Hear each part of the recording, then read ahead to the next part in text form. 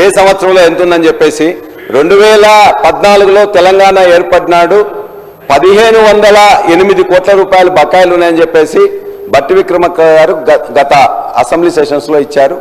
ఆ తర్వాత ఈనాడు ఆ 1500 కోట్లతో పాటు ప్రతి సంవత్సరం 2000 నుంచి 200 కోట్లతో ఈ గత 9 సంవత్సరంలో గత ప్రభుత్వం ఆర్థిక శాఖ మంత్రిగా హరీష్ రావు గారు, అంతకుముందు రాజేందర్ గారు, కేసీఆర్ గారి నాయకత్వంలో 18,500 కోట్ల రూపాయలు మనం ఈ యొక్క పెండింగ్ బకాయిలను ఇచ్చిన అధ్యక్ష.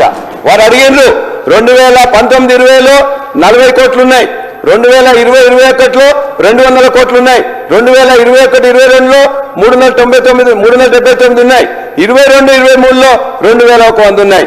ఆ తర్వాత మీరు వచ్చిన తర్వాత మళ్ళీ ఒక 2,500 8,000 కోట్ల రూపాయల బకాయిలు ఉన్నాయి. ఇవాళ ఈ బకాయిలు ఉన్న వాళ్ళలో అనేక స్టేక్ హోల్డర్స్, విద్యార్థులు కానీ ఫ్యాకల్టీ కానీ 6 నెలల నుంచి సంవత్సరాల నుంచి జీతాలు రాకుండా ఉన్నారు. మొన్న అక్బరుద్దీన్ సాబ్ కూడా అడిగిండ్రు, వారి యొక్క పరిస్థితి చూసినట్లయితే బాహర్ షేర్వాణి అందర్ పరేషాని. సితారా సినిమాలో శరత్ బాబు ఉంటాడు అధ్యక్ష, కోట్ వేసుకొని ఉంటాడు, కానీ లోపల మొత్తం కూడా చినిగి ఉంటాయి. ఇవాళ మీరు ఈ విధంగానే ఉన్నట్లయితే మొత్తం కూడా ఇవాళ 8,000 కోట్ల రూపాయలు 15 నెలల్లో 1 రూపాయి కూడా ఇవ్వలేదు. ఎస్సీ ఎస్టీ సంబంధించిన 30-40 కోట్లు ఇచ్చింది తప్ప ఇవాళ 8,000 కోట్లు ఇవ్వకపోతే తెలంగాణ బిడ్డలు, తెలంగాణ నిరుద్యోగులు, తెలంగాణ డాక్టరేట్స్ పెట్టుకున్న ఈ కాలేజీలు కానీ, జూనియర్ కాలేజీలు కానీ, డిగ్రీ కాలేజీలు కానీ అన్ని మూతపడతాయని మీకు విజ్ఞప్తి చేస్తున్నాం. బట్టి విక్రమార్క గారు దయచేసి దఫాలుగా విడతలుగా ఇవ్వాలని చెప్పి కోరుతున్నాం. వారు చెప్పింది అవాస్తవం ఒకటే. ఒకవేళ విద్యాశాఖ మంత్రి గారు విద్యాశాఖ బ్రహ్మాండంగా పనిచేసినట్లయితే ఎందుకు 2 లక్షల మంది డ్రాప్ అవుట్ అవుతారు? ఎందుకు 1,053 స్కూల్స్ బంద్ అవుతాయి? ఎందుకు మొత్తం 1 రూపాయి కూడా బకాయియరు? ఎందుకు ఒక్క విద్యార్థి, ఒక్క ఫ్యాకల్టీని కూడా ఇప్పటిదాకా ఎందుకు రిక్రూట్ చేయలే? ఎందుకు డిఎస్సి పేరు మీద మెగా డిఎస్సి 25,000 మంది ఇస్తామని చెప్పిండ్రు. అంతకుముందు 8,000, ఇలా డిఎస్సి కాకుండా పబ్లిక్ సర్వీస్ కమిషన్ ద్వారా ఇంతకుముందు రిక్రూట్మెంట్ చేస్తున్నాం. మేము ఇచ్చిన 5,000కు ఇంకో 5,000 కలిపి ఇవాళ డిఎస్సి ఇచ్చేసి మొత్తం మేమే చేసినామని చెప్పేసి అంటే ఎట్లా అధ్యక్ష? 55,000 మందికి ఇచ్చినామంటున్నారు కదా. మేము ఇవాళ మీ అందరికీ కూడా మేము డీటెయిల్స్ పంపిస్తున్నాం. ఈ ప్రభుత్వం చేసింది 5,900, మొత్తం కూడా ఇప్పటిదాకా 55,000 మీరు చెప్తున్న దానిలో 11,000 మాత్రమే ఉద్యోగాలు ఇచ్చిండ్రు. ఇది ప్రాసెస్. ఖచ్చితంగా అంతకుముందు నోటిఫికేషన్ ఇవ్వచ్చు, ఎగ్జామ్స్ కండక్ట్ చేయొచ్చు, రిజల్ట్స్ ప్రకటించవచ్చు. మీకు అదృష్టం వచ్చింది, మీరు మాకు వచ్చింది కాబట్టి చేస్తామంటే అది ఒప్పుకుంటే ఏముంటుంది అధ్యక్ష? మేమే ఇచ్చామని ప్రభుత్వాలు అనేది కంటిన్యూస్ ప్రాసెస్ లో ఆనాడు జరిగిన నోటిఫికేషన్ కి మేము ఇచ్చినామని చెప్తే బాగుంటుంది. కానీ మేమేమి ఇవ్వలేదని 161,000 ఉద్యోగాలని అంతకుముందు ఇచ్చినాం, మేము చెప్పుకున్నాం. ఈ వీళ్ళందరూ కూడా మేము చెప్పుకోలేకపోయినాం. గత ప్రభుత్వం బట్టి విక్రమార్క గారు అన్నారు, మేము చెప్పుకున్నాం కాబట్టి ఎమ్మెల్సీ ఎన్నికలు ఆనాడు నేను గెలిచిన ఖచ్చితంగా ఛాలెంజ్ చేసిన. ఈనాడు జనగాంలో నేను గెలిచినప్పుడు కూడా మా వాళ్ళందరూ చెప్పుకోలేకపోయినరు, విఫలమైనరు. అందుకే మేము ఓడిపోయినాం, చేసిన వాటిని చెప్పుకోలేక. కానీ మీరు చేయకుండానే మొత్తం కూడా ఇవాళ లక్షలాది కోట్లాది రూపాయలు చెప్తున్నారు అధ్యక్ష. అదేవిధంగా అధ్యక్ష, మేము ఇవాళ ఒకవేళ మీరు బాగా చేసినట్లయితే ఇవాళ గురుకులాలు అధ్యక్ష 1000 గురుకులాలు ఉన్నాయి. ఇవాళ వాటి యొక్క పరిస్థితి అధ్వానంగా ఉన్నది. ఒకప్పుడు బ్రహ్మాండంగా వచ్చేవాళ్ళు, ఇవాళ గురుకులాల్లో దరిదాపుగా 83 మంది చనిపోయారు. విద్యాశాఖ సంబంధించిన అనేక విద్యార్థులు స్ట్రెస్ లోనే కానీ రకరకాల కారణాల చేత 481 మంది విద్యార్థులు చనిపోయారు.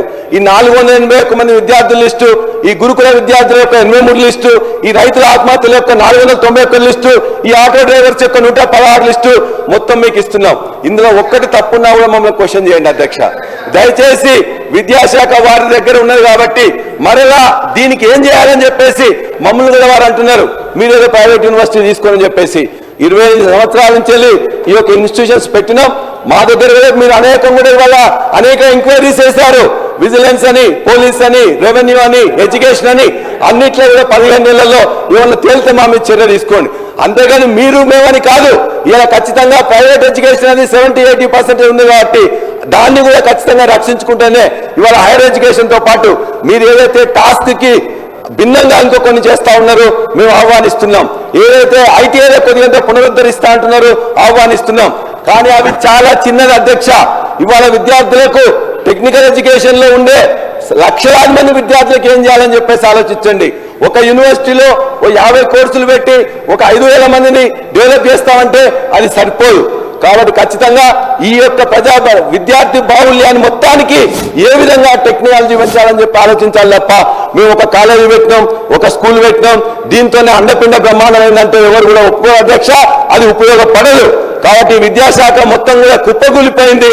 దాన్ని ఖచ్చితంగా మళ్ళా మీరు మీ యొక్క విద్యాశాఖ మంత్రి గారిని, ముఖ్యమంత్రి గారిని కోరుతున్నాం, ఈ వాస్తవాలను శాంతంగా గమనించండి. తప్పుంటే మాకే ఉన్నట్లయితే మాట్లాడి, మిమ్మల్ని కలుద్దామంటే కానీ, మీ శాఖ వాళ్ళని కలుద్దామంటే కానీ ఎవరు అందుబాటులో ఉండట్లేదు. ఎందుకంటే అంతకుముందున్న సెక్రటరీకి 4-5 పోస్టులు ఇచ్చిండ్రు, అందువల్ల అతను కూడా పోయి మొత్తం గవర్నర్ ఆఫీసులో కూర్చునే వాళ్ళు. కాబట్టి ఆ రోజు వీలు కాలే. కాబట్టి దయచేసి మీరు ఈ యొక్క విద్యాశాఖ మీద మరింత కాన్సన్ట్రేట్ చేయాలని చెప్పేసి కూడా నేను కోరుతా ఉన్నా. అదేవిధంగా కృష్ణా గోదావరి నీళ్ళ గురించి నిన్న మొన్న ఇందులో కూడా మెన్షన్ చేసిండ్రు. కృష్ణా నీళ్లలో ఈ సంవత్సరం 1010 టీఎంసీల నీళ్ళు వచ్చినాయి. మీరేమంటున్నారు? ఎప్పటికీ కేసీఆర్ గారు గత ప్రభుత్వం మొత్తం కూడా కృష్ణా వాటర్ మీద పట్టించుకోలేదు అంటున్నారు. మరి మీరేం చేసిన అధ్యక్ష? ఓకే, మేము పట్టించుకోలేదు. మీరు పట్టించుకున్నట్లయితే ఏదైతే మేము ఒప్పుకున్నాం, ఒక్క సంవత్సరానికే మేము ఒప్పుకున్నాం,